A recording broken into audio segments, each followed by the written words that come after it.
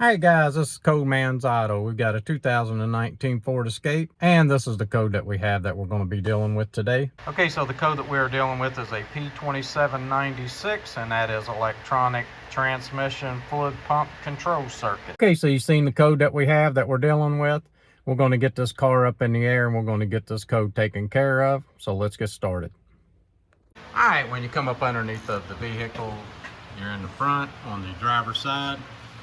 This is what we're after. That's the motor, and ours has a broken plug-in, and I don't know who broke it, but it looks like someone broke it or something flew up and hit it and broke it that way. But anyway, that is what is wrong with it.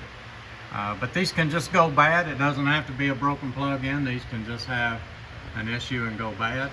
Okay, so you got a bolt here, and when you come up on the top side, you have a bolt right there. So those are the three bolts that we're after. Cody's going to take them out, and I'm going to video.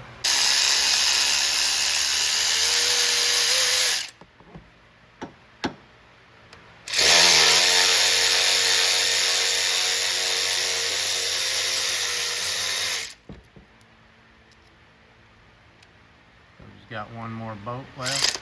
You might want to get a drain pan. You might lose just a little bit of fluid. What I want to tell you on this is there is a possibility that you could have a little bit of fluid come out. So you might want to have a drain pan handy. Okay, so the bolts are Torx 30. Make sure that you use a Torx 30 or you're not using a 25 or a 27, and strip that out because the new part does not come with new bolts. So just make sure that you take care of the bolts that you're taking out. All right, yep. We are losing a little bit of transmission fluid.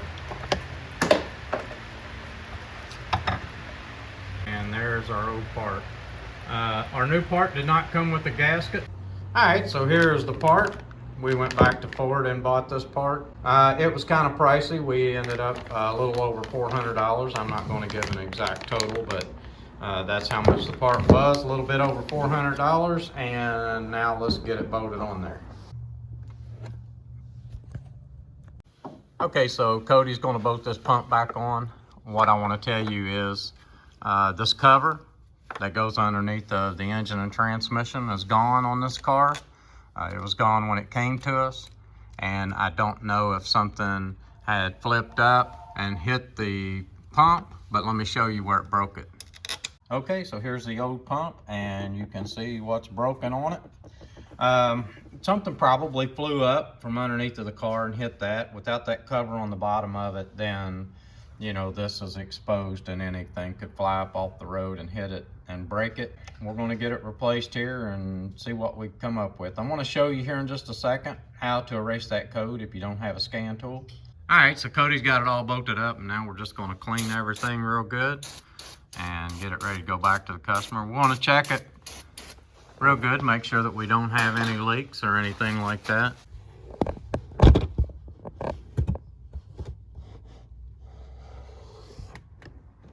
Okay, so let me show you how to erase the codes if you do not have a scan tool. Okay, so if you do not have a scan tool, what you'll want to do is remove both of your battery cables. You do not want to do what they call a hard reset, where you touch the battery cables together. None of that's necessary. Just take the battery cables off for about 30 seconds and then place them back on, and that will take care of it. I'm not going to take the battery cables off because I have a scan tool, but if you don't have one, this is a good way to reset that control module so that you can get that code out of it.